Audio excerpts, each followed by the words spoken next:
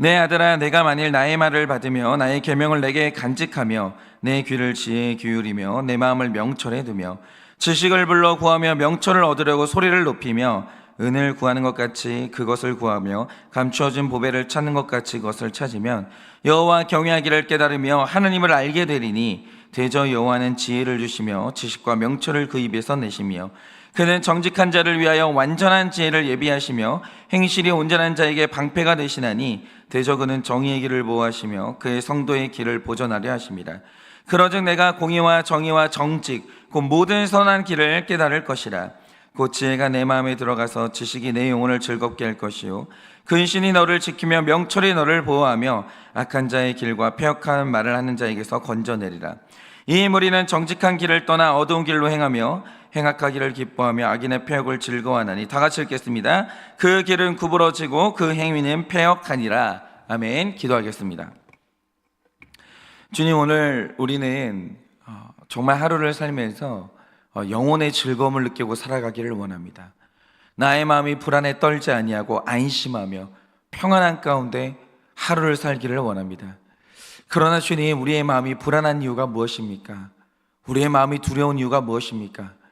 아담과 하와가 하나님을 만날 때 두려워 숨었던 것처럼 우리가 하나님 앞에서 두려워 숨는 이유가 무엇입니까? 오늘 우리가 우리 마음에 있는 그 모든 숨은 죄의 일들을 다 벗어버리고 주님과 기쁨으로 만나고자 하오니 주여, 오늘도 이 아침에 우리에게 정직함을 알려주시고 정직의 길로만 갈 수 있도록 주님이 우리에게 말씀하여 주시옵소서. 오늘 이 아침에도 말씀하시면 잘 듣겠습니다. 말씀하여 주시옵소서. 예수님의 이름으로 기도드립니다. 아멘.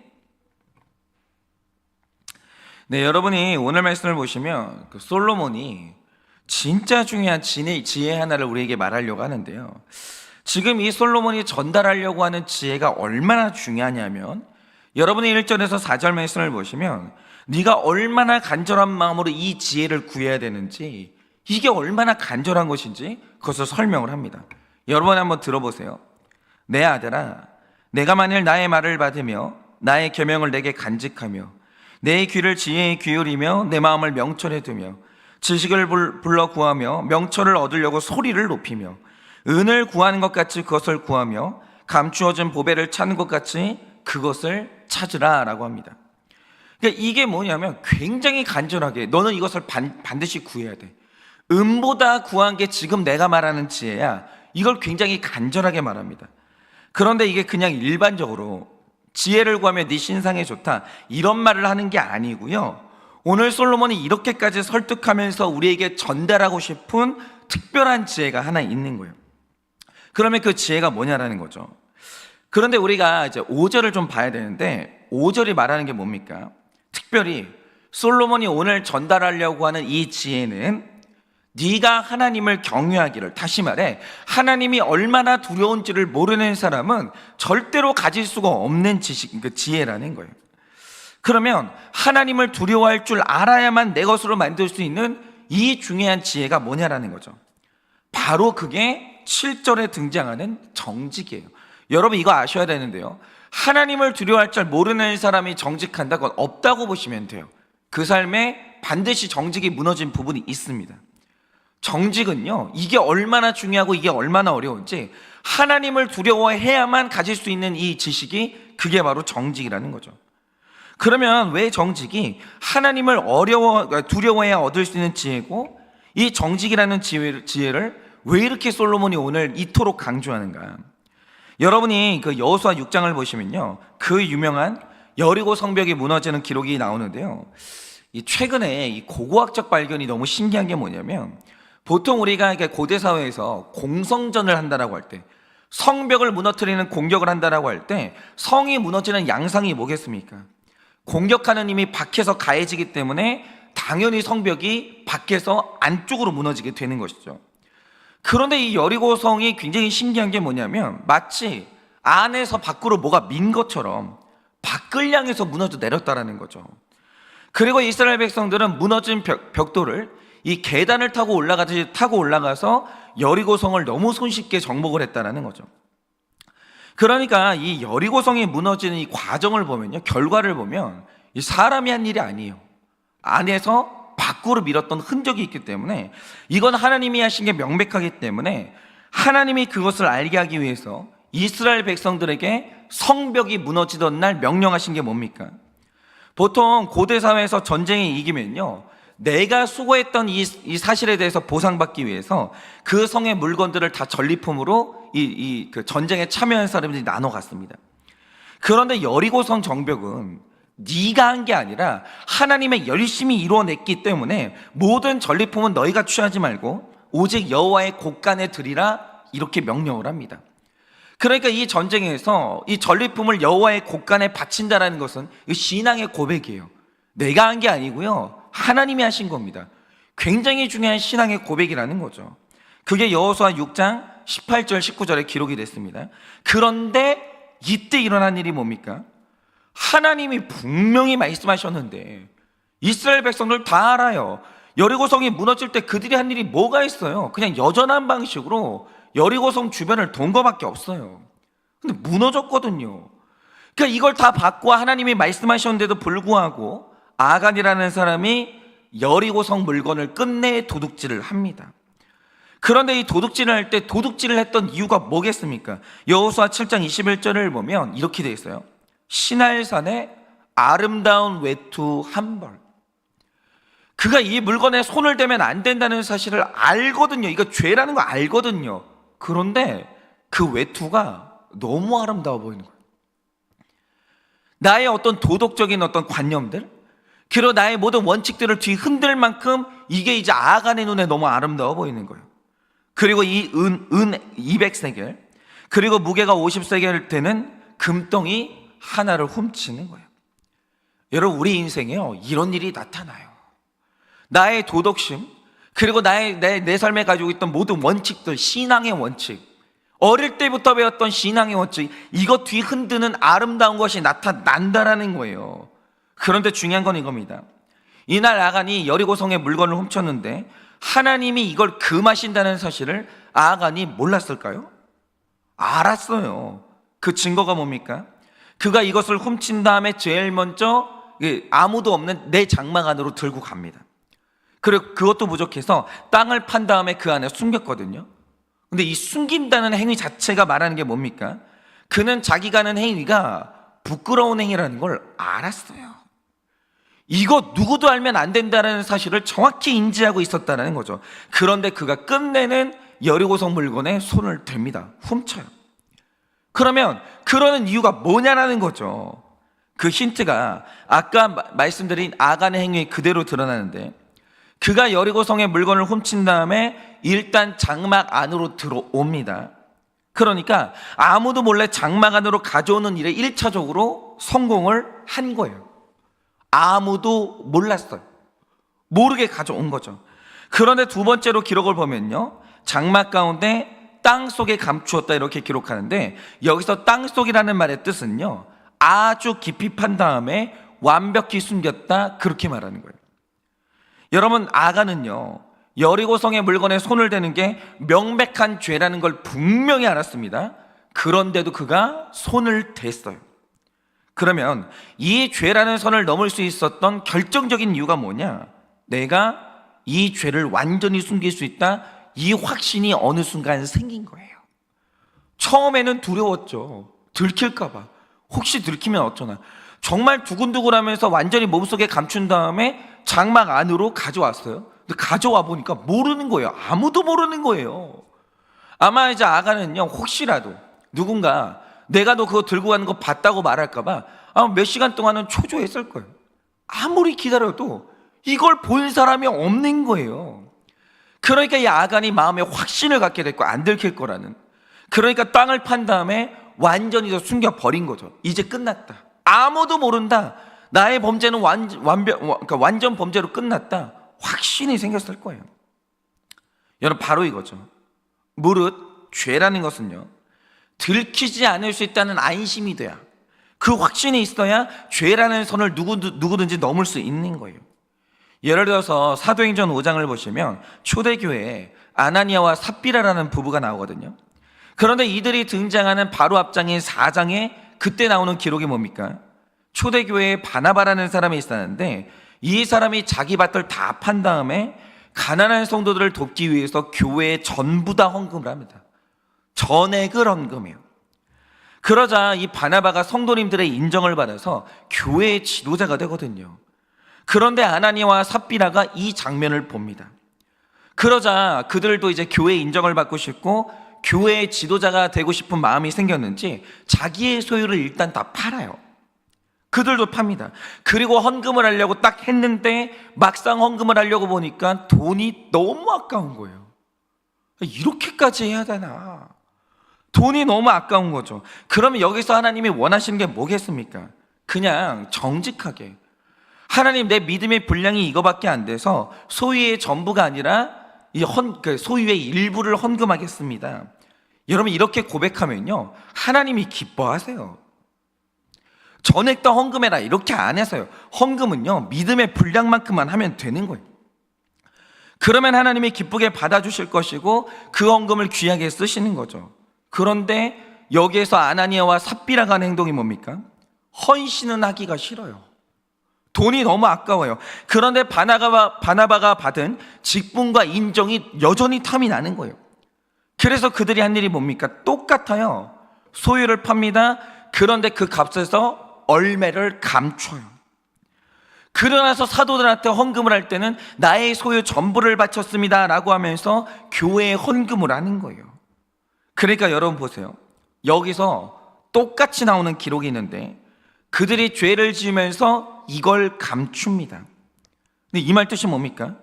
자신들이 하고 있는 행위가 얼마나 부끄러운 짓인지를 분명히 인지하고 있는 거예요. 알아요. 그런데 분명히 알면서 소유의 얼마를 감췄다라는 거죠. 이유가 뭐겠습니까? 내 죄를 아무도 모른다라는 확신이 생긴 거예요. 이거 알잖아요. 누군가 내가 했던 행위를 안다라는 그 사실을 누가 알고 있으면 이거 못해요. 절대 못해요. 얼마나 부끄러워요. 근데 그들이 이렇게 이렇게 했던 이유가 뭐겠습니까? 나는 숨겼고 아무도 모를 거라는, 내가 사도를 이게 속일 수 있다라는 확신이 생긴 거예요. 여러분, 우리가 이렇게 죄를 숨긴다라고 할 때 숨기는 이유가 뭐냐면 죄에 대한 속성을 알기 때문에 숨기는 거거든요.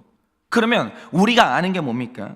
일단 누구에게나 죄는 부끄러운 것이고 정죄를 불러오기 때문에 죄를 듣기면 엄청난 수치를 당하고 사람들에게 고통스러운 정죄를 받으면서 인생에서 쌓았던 평판이 무너지는 걸 다 알아요. 이게 모르는 사람이 어디 있어요? 그리고 이제 죄를 벗어나서 범죄에 해당하는 죄를 짓게 되면 어떤 일이 일어나겠습니까? 제가 얼마 전에 참치 영상을 봤는데요. 참치가 낚싯대로 잡기에 진짜 어려운 생선이거든요. 그런데 이놈이 낚싯대에 잡힌 거예요. 그런데 어떻게 잡혔는지 아십니까? 그 영상에서 낚시꾼이 이제 비결을 알려주는데 참치가 올라오자마자 진짜 불쌍해요. 여러분, 이 참치가요, 심장이 뜨겁기 때문에 참치는 잡자마자 죽여야 돼요. 그러니까 안에 있는 내장을 다 끄집어 내야 되거든요. 진짜 끔찍해요. 그러니까 낚시꾼이 참치가 올라오자마자 일단 참치를 손질한다라고 하면서 열이 많은 아가미를 뜯어냅니다. 그 다음에 이제 배를 갈라버리는데 그 배에서 나온 게 뭐냐? 참치가 가장 좋아하는 이 손가락만한 미끼가 탁 하고 나오는 거예요. 그러니까 이 참치는요, 왜 걸렸겠어요? 이 참치가 미끼에 왜 걸렸겠습니까? 눈앞에 자기가 너무 좋아하는 미끼가 아른아른거리는 거예요. 그런데 낚시꾼이 그걸 아는 거예요. 참치가 이거 얼마나 좋아하는지. 그 앞에다 미끼를 던져줬고 자기가 좋아하는 미끼를 덥석 물어버린 대가로 자기 존재 자체가 끌려가 버린 거예요. 그 끌려가자마자 배가 갈라지는 거예요. 그리고 멸망을 맞이하는 거죠. 그런데 죄가 하는 일이 이거예요. 여러분, 사탄이 우리를 죄 가운데로 이끌 때 절대로 공짜로 유혹하는 일은 없습니다. 사탄은 죄에 대한 대가로요, 얼마의 소득을 약속합니다. 쾌락이나 성공을 약속을 해요. 그런데 죄와 연결된 이 보상의 성격이 뭐냐? 사탄이 베푸는 호의가 아니고요, 미끼예요. 그런데 이게 미끼라는 말의 뜻이 뭐겠습니까? 우리가 이 미끼에 속아서 덥석 무는 순간 사탄이 우리 존재 자체를 끌고 가버려요. 손 안에 들고 가버리는 겁니다. 여러분이 죄에 대한 대가로 뭘 얻든지 간에 그거 미끼예요. 그거 무는 순간 사탄이 여러분 존재 자체를 덥석 잡는다라는 거죠. 그리고 잡아가지고는 배를 갈라가지고 우리를 아예 사망으로 끌고 가는 거예요. 미끼, 그거 굉장히 무서운 겁니다. 미끼 무는 순간 인생 끝나요.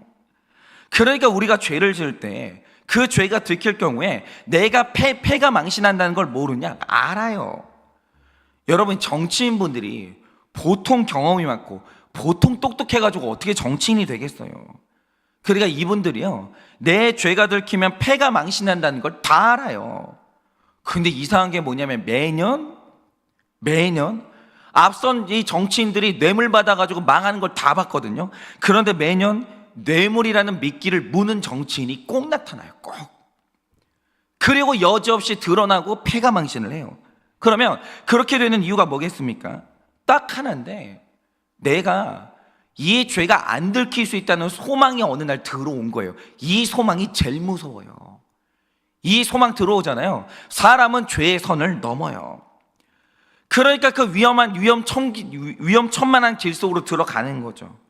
그런데 하나님을 경외한다는 것, 하나님을 두려워할 줄 안다는 게 중요한 이유가 뭐겠습니까? 하나님은요, 전지하세요.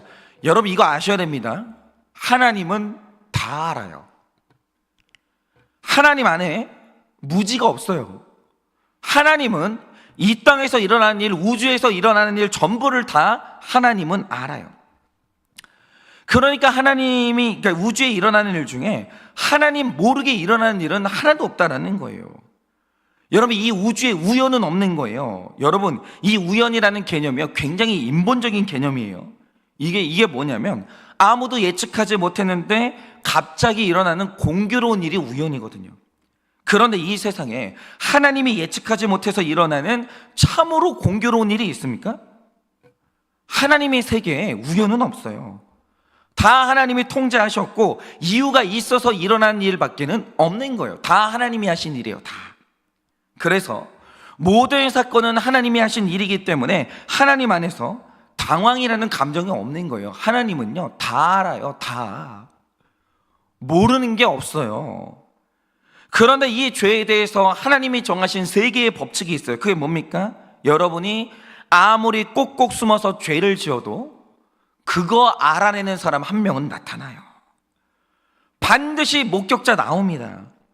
그리고 세상의 모든 죄는 정말 예기치 못한 방법으로 만천하에 드러나게 되어 있어요. 만천하에. 그게 하나님이 정하신 이 세계의 법칙이에요. 죄는 영원히 숨겨지는 죄가 없어요. 예를 들어서 이게 미국에서 실제로 있었던 일인데요, 얼마나 신기한 일인지 이제 영화로도 만들어졌거든요. 어느 날 한 산모가 병원에서 아이를 출산했는데, 출산한 다음에 요양을 좀 해야 되니까 엄마는 병실에 있고 아이는 이제 아이들 모여있는 곳에 있었던 거예요. 분리되어 있었거든요. 그런데 갑자기 그날 병원에 불이 났고 이 불을 진압하는데 그 과정에서 아이가 사라져버린 거예요. 그러니까 사람들은 생각하기를 병원에 불이 났고 그랬으니까 아이가 다 불타 죽었다라고 그렇게 생각을 한 거예요. 그런데 이 엄마는 내가 아이의 시신을 본 적이 없으니까 내 아이가 어딘가에 살아있다고 확신을 했고 이 미련을 놓지를 못하는 거예요. 내 애가 살아있다라는 거예요. 그러니까 이 남편을 비롯해서 이 주변에 있는 사람들이요, 이 엄마가 너무 충격을 받아가지고 망상에서 빠져나오지를 못하는구나, 이 생각을 해가지고 병원에도 보내봤거든요. 근데 이 엄마가 이상하죠. 이 확신이 안 사라지는 거예요. 그러니까 날마다 그 얘기를 하니까 이 남편이 너무 괴로워가지고 결국 이 부부가 이혼을 하게 됩니다. 그리고 그 집에 아들이 하나 있었는데 심지어 이 엄마는 정신이 이상하다는 판단을 받고 아들의 양육권마저 뺏겨요. 영락없이 미친 것 같은 거예요. 그런데 6년의 시간이 지난 어느 날 그 우연히 일어난 일이 뭐냐면, 이 아이를 잃었던 여성이 우연히 그 아들 친구의 생일 파티에 참석을 하거든요. 근데 거기에서 6살 정도 된 여자아이를 만나요. 확 지나갑니다. 그런데 걔를 보자마자 6년 만에 어떤 여자아이 하나를 봤는데 이유도 없이 내 딸인데? 이 생각이 드는 거예요. 이상하죠. 얘가 6년 전에 사라진 내 딸이라는 거예요. 근데 여러분, 이게 얼마나 황당해요. 생각을 해보세요. 아이를 낳아보신 분들은 다 알겠지만요, 아이가 처음 태어나면요 양수에 얼굴이 부어가지고 원래 얼굴이 안 나타나요. 지금 제가 제 딸이 처음 태어나던 그날 사진을 찍어 놨거든요. 지금 얼굴은 하나도 없어요. 처음에 진짜 이상하다는 거죠. 그런데 엄마가 그 아이의 첫날 얼굴을 본 상태에서 아이가 실종됐기 때문에 아무리 엄마라도 6년 뒤에 내 딸 얼굴을 알아본다? 이거는 불가능해요. 거의 불가능해요. 그런데 이 여성은요, 갑자기 어느 날 6살짜리 여자애를 봤는데 저거 내 딸인데? 이 생각이 드는 거예요. 이 생각이. 그러면서 한 일이 뭐냐, 이후로 이 여자의 주변을 계속 맴도는 거예요. 그리고 아이하고 대화를 시도하는데 처음 보는 여자가 자꾸 내 딸 곁에 이게 접근을 하니까 이 엄마가 너무 불안한 거예요. 얘를 키운 엄마가. 그래서 접근하지 못하게 막았고 경계도 했는데 여성은요, 시간이 지날수록 확신이 점점 강해지는 거예요. 그러니까 나중에 어떤 일까지 하냐, 유전자 검사를 하겠다라는 생각이 들어가지고 그 집에 몰래 침입해요. 이거 범죄거든요. 그리고 이제 우여곡절 끝에 아이가 쓰는 칫솔하고 아이 머리카락을 수집해가지고 나온 거예요. 그러니까 다들 미쳤다라고 생각을 하는 거죠. 너무 이상한 행동을 하니까. 그런데 너무 놀라운 사실이 뭐냐, 이 여성이 훔친 물건을 가지고 유전자 검사를 했는데 놀랍게도 진짜 딸인 거예요. 이게 너무 놀랍잖아요. 진짜로 내 딸이었던 거예요. 진짜로. 그래서 이 사실을 가지고 이 아이를 키운 여성에게 이 사실을 추궁을 했거든요. 이 유전자 검사 보라고. 얘가 내 딸이라고. 어떻게 된 거냐고 추궁을 한 거예요. 그러니까 이 여자가 자백한 게 뭐냐, 이 여성이 그전까지 난임이 있어가지고 임신을 못하고 있었는데 진료를 받으러 갔던 그날 불이 나더라는 거예요. 그런데 그 혼란한 틈에서 사람들이 막 정신없이 뛰어다니는데 아이 하나가 보이더래요. 걔를 훔쳐가지고 집으로 들어왔다라는 거죠. 그러면서요, 6년 전에 있었던 모든 진실이 만천하에 다 드러난 거예요. 이게 영화로도 만들어졌어요. 너무 신기해가지고. 그러니까 여러분 보세요. 아이를 키웠던 여성이 그동안 아이를 숨기고 살다가 6살이 됐을 때 비로소 세상에 노출을 시키거든요. 이유가 뭐겠습니까?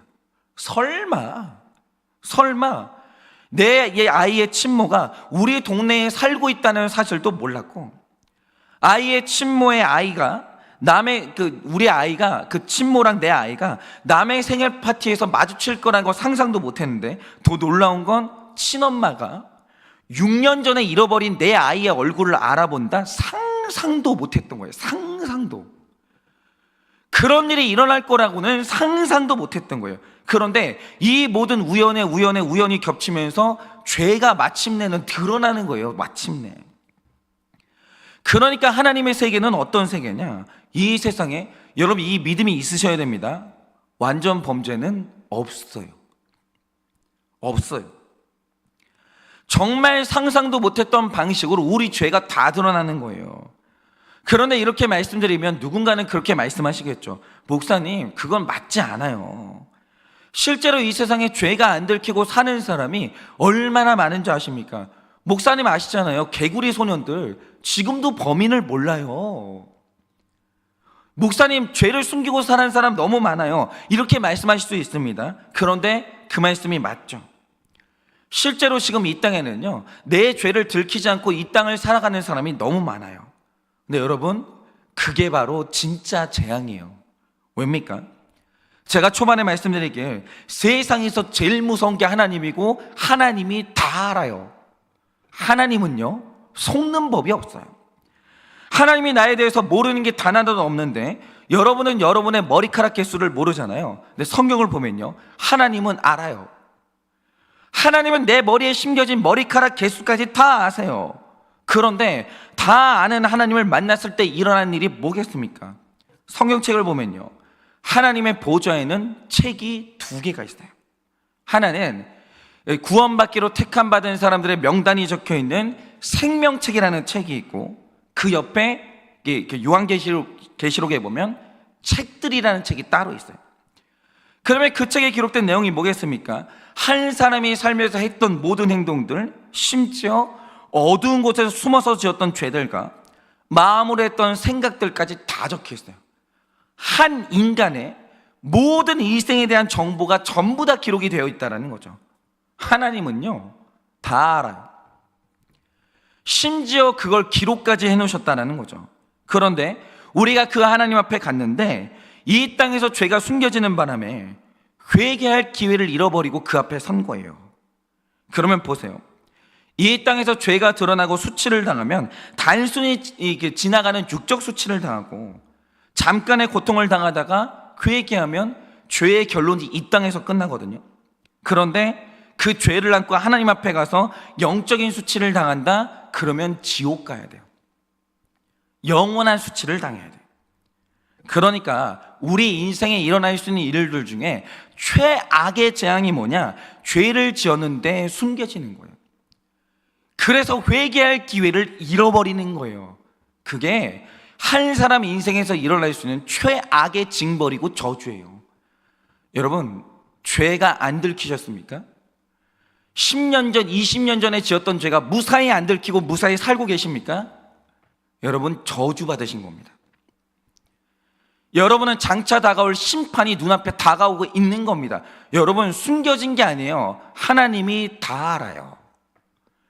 여러분 인생에 일어날 수 있는 일 중에 최악의 일이 일어난 거예요. 여러분은 그 상태에서 하나님을 만나면요, 진짜 재앙이 일어나는 겁니다. 여러분, 하나님이 계신 세상에서 완전 범죄는 없어요. 하나님이 다 알아요. 결국 하나님 앞에 갔을 때는 다 드러나는 겁니다. 바로 이걸 아는 것이 하나님에 대한 경외인데, 죄는 드러날 수밖에 없는 하나님에 대한 두려움에 대한 믿음이 있을 때 그때만 가능해지는 게 뭐냐? 그게 바로 정직한 삶이 그때만 가능해지는 거예요. 그러니까 보세요. 5장을 보면 최고의 지혜는 여호와 경외하기를 깨닫는 것이고 하나님을 알게 되는 것이라고 했는데, 하나님을 두려워하는 사람은 정직할 수 있는 완벽한 지혜를 주신다라는 거예요. 정직한 사람은 천국 가요. 근데 정직이 뭐예요? 거짓말 안 하는 게 아니에요. 거짓말은 하죠. 살면서 거짓말해요. 죄 지어요. 그런데 정직이 뭐냐? 하나님이 내 죄의 책임을 물으실 때 제가 거짓말을 했습니다, 제가 죄를 지었습니다, 말할 줄 아는 거예요. 그게 정직이라는 거죠. 내 죄에 대한 대가로 정확하게 대가를 치를 수 있고 수치를 당할 수 있는 이 용기, 이게 바로 정직이라는 거예요. 그러니까 여기에서 알 수 있는 사실이 뭡니까? 정직은 성품이 아니에요. 이거는 믿음이에요. 여러분, 어떤 사람이 정말 이 강단에 나와가지고 저는 일평생 이런 죄를 지었습니다, 저는 수치를 당해 마땅합니다, 저는 죄에 대한 대가를 치러야 됩니다, 말한다라고 하죠. 이거는 성품이 아니에요. 이건 믿음이에요. 그가 하나님이 두렵기 때문에 내가 당하는 이 영적인 징벌보다 육적인 수치가 훨씬 가볍다는 걸 알기 때문에 그런 사람만 정직할 수 있는 거예요. 여러분, 사람이 아무리 굳게 마음을 먹어도요, 모든 것을 아시는 하나님, 심판하시는 하나님을 모르잖아요. 그 안에 공개하지 못한 거짓말이 다 있는 거예요. 정직하지 못한 부분들이 다 있는 거예요.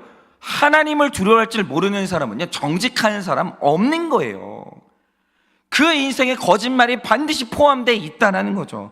그러니 하나님을 두려워함으로 죄를 자백하는 정직으로 할 때 그 사람이 인생에서 최고의 은혜를 누리는 거예요. 그러니까 여러분 보세요. 7절에서 12절을 보면 정직이 낳는 결과가 뭡니까? 정직은 우리의 방패가 되어서 정직이 우리 인생을 보호해요. 나중에 당할 징계가 없다는 거예요. 정직한 자는 두려워 떨 필요가 없는 거예요. 그리고 10절이 말하는 것처럼 정직한 자는 영혼이 즐거운 거예요. 왜요? 정직한 자는 거리낄 게 없는 거예요. 그러니까 지금 제가 아직 몰라서 그런지 모르겠는데 지금도 설교할 때 설교 강단이 즐거운 이유가 있어요. 뭐냐면 지금 제 삶에 숨겨진 죄가 없기 때문이에요. 그러면 설교가 즐거워요. 근데 제가 예전에 죄를 짓고 숨겨진 가운데 설교해 본 적이 있거든요. 내가 짓는 죄를 하면 안 된다고 설교한 적이 제가 있었어요. 지옥이에요. 내가 지은 죄를 안 지은 것처럼 감쪽같이 속이면서 여러분 설교할 때 설교자 마음이 어떤지 아십니까? 하나님의 정죄가요 쏟아져요. 야, 너 뻔뻔하다. 어떻게 눈 하나 깜짝도 안 하고 기도를 할 수 있냐? 눈 하나 깜짝도 안 하고 어떻게 그렇게 설교를 말끔하게 하냐? 여러분, 하나님의 정죄가요 쏟아져요. 그런데 설교를 할 때 즐거운 이유가 뭐냐? 지금 현재는 앞으로도 그렇다는 게 아니에요. 지금 현재는 제 삶에 숨겨진 죄가 없기 때문이에요. 그러면요, 얼굴이 환해지는 거예요, 사람은. 정직한 삶이 얼마나 좋은 줄 아세요?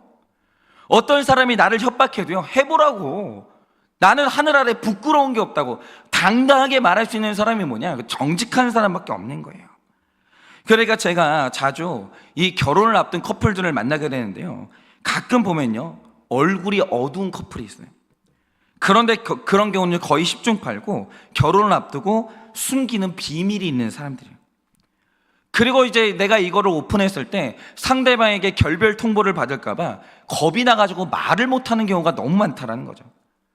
그런데 제가 말씀드리지만 세상에서 제일 미련한 게 뭐냐? 죄를 숨기고 결혼하는 게 제일 미련해요. 내가 뭔가를 숨기고 결혼을 하잖아요. 다 드러나요. 다 드러나. 안 들킬 수가 없는 거예요. 영원한 비밀은 없는 거예요. 그래서 그런 문제를 안고 오는 이제 커플들을 만나면요, 제가 중재를 해줘요. 오픈하라고. 그리고 오픈했을 때 용서할 수 있도록 중재를 해주는 거예요. 그런데 뭔가를 오픈할 때 보면요, 저도 마음이 아픈 게 오픈하는 사람들이 팔팔팔팔 떨어요. 얼마나 두려워한지 몰라요. 그런데 그런 두려움에도 불구하고 오픈을 하면 저는 이 오픈을 들은 상대방에게 이 정직이 얼마나 귀한 것인지 설명해주고 하나님의 용서의 원리를 설명해줍니다. 그러면 결국 상대방이 그 죄를 용서하고 화해를 이루게 되는데, 이때 모든 죄를 오픈하고 용서를 받은 사람의 얼굴을 못 보셨죠? 그 얼굴이 어떤 줄 아십니까? 이전에 있었던 근심과 걱정이 다 사라지고 얼굴이 해같이 빛나요. 얼마나 환해지는지 몰라요. 얼굴 얼마나. 그리고 그 사람이요, 밝아져요. 그렇게 잘 웃고요, 그렇게 사람들하고 잘 어울리는 거예요. 사람이 성격이 달라져요. 정직하지 못한 사람은요, 뻣뻣해요. 굳어져 있어요. 자연스러운 게 아무것도 없다라는 거죠. 그런데 정직한 사람, 비밀의 고통에서 벗어난 사람은요, 밝아요. 성격 자체가 달라지는 거예요. 죄가 주는 두려움이 사라지고요, 이제 정직함이 주는 떳떳함과 영혼의 즐거움을 누리는 거예요. 그러니까 이 정직이 얼마나 견고한 방패가 되고 이게 나를 멸망에서 건지는 힘이라는 게 이제 이해가 되는 거예요. 그러니까 여러분, 사랑하는 우리 성도님들, 택자인 우리는요, 하나님 앞에 선택지가 없어요. 누구나 다 살면서 죄를 짓습니다. 안 그럴 사람은 없어요. 그런데 이 거짓말을 숨기고 살다가 폭로당하든지, 아니면 정직하게 내가 오픈하고 수치를 당함으로 빛 가운데 나아갈 것인지, 두 가지 선택밖에는 없는 거예요. 그러니까 여러분, 정직한 사람이나 이제 거짓말하는 사람이나 둘 다 죄를 지었으면 당해야 되는 수치가 있습니다. 그런데 정직한 자가 당하는 수치는 이 땅에서 끝나요. 하나님이 그를 용서하시고 사랑하십니다. 거짓말하는 자는 영원한 징계를 당하는 거예요. 그런데 제가 자신 있게 말씀드릴 수 있는 게 있는데요, 여러분, 만약 여러분에게 오픈해도 되는 공동체가 있다면 빨리 오픈하세요. 빨리. 그리고 빨리빨리 수치를 잘 당하세요. 그때 여러분 인생의 모든 정죄와 어둠은 떠날 것이고, 여러분의 회복한 정직이 여러분 인생의 방패가 되어서 오늘 영혼의 즐거움이 회복될 줄을 믿습니다. 그러니 오늘 정말 적용 숙제를 하나 드리겠습니다. 여러분, 오픈하십시오. 정직하십시오. 오늘 여러분의 모든 즐거움, 하나님과의 끊어졌던 모든 관계, 여러분 인생에 끊어졌던 팔복이 다시 전부 회복될 줄을 믿습니다. 이 시간에 제가 기도하고 축도함으로 예배를 마치겠습니다. 기도하겠습니다. 하나님, 저는 지난날 죄를 지었는데 수치를 당하는 게 싫어서 그것을 꽁꽁 숨긴 채로 설교도 해봤고 기도도 해봤고 사역도 해봤습니다. 그 시간들이 저에게는 지옥이었습니다. 그러나 주님, 죄를 오픈하고 나의 죄패를 말한 다음 수치를 당하고 그리고 하나님 앞에 나아가니 인생이 얼마나 즐거운지를 모르겠습니다. 주님, 정직하기를 원합니다. 사는 날 동안 비밀이 없기를 원합니다. 그러나 내 마음에 두려움이 너무 많아서, 수치심이 너무 강해서 오픈하지 못하고 두려움에 떨 때 주님, 우리 모두에게 용기를 허락하여 주시고 하나님 앞에 정직하게 내놓는 이 용기가 우리 안에 있게 하여 주시옵소서. 주님, 이 시간에 이 설교를 듣는 와중에 오픈하지 못해, 내놓지 못해서 고통 가운데 뒹굴고 있는 사랑하는 우리 성도님들이 있지는 않습니까? 주님, 주님께서 그들에게 오픈하고 정직할 수 있는 용기를 허락하여 주셔서 빨리 털어놓게 하여 주시고, 그래서 모두가 다 자유한 가운데 주님과의 관계가 회복될 수 있도록 은혜를 허락하여 주시옵소서. 지금은 우리 주 예수 그리스도의 은혜와 하나님 아버지의 그 크신 사랑과 성령님의 위로하시고 교통하여 주시는 그 역사하심이 정직한 자에게 주시는 하나님의 은혜를 깨달아 오늘도 정직함으로 나가기를 원하는 사랑하는 모든 성도들의 머리 위에 지금으로부터 영원 무궁토록 함께 있을지어다. 아멘.